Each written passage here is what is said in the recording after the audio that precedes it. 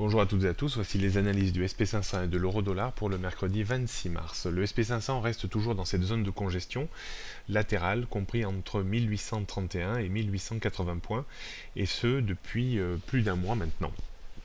Rien n'indique pour le moment une sortie imminente de cette zone de trading range. On surveillera bien entendu le débordement de 1880 points ou la rupture de 1831. La rupture de 1831 nous ramènerait sur les trois niveaux de support évoqués ces dernières semaines, à 1805, voire 1765, ou plus encore 1730 points. Le débordement de 1880 points créerait un petit appel d'air haussier, mais toujours dans un régime de surtension haussière à moyen et long terme, en direction de 1900-1925 points. Donc on surveillera bien entendu 1880 et 1831, puisque nous sommes tout à fait neutres entre ces deux niveaux, après 1900-1920 et à la baisse 1805, 1765 et 1730 points, et donc pas de stratégie pour le moment sur l'indice SP500.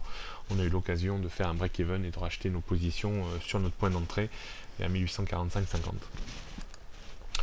L'euro-dollar, lui, reste toujours un petit peu entre deux eaux. Il est coincé entre 1,3750 et 1,3840. Le débordement de 1,3840 rétablirait un petit peu la situation haussière et permettrait d'envisager une hausse sur 1,39 voire 1,3960 voire 1,40. Attention par contre à la rupture de 1,3750 avec certainement une accélération baissière en direction de 1,37 puis 1,3650 voire peut-être 1,3550. Le biais reste un tout petit peu plus baissier que haussier, en dessous de 1,3840.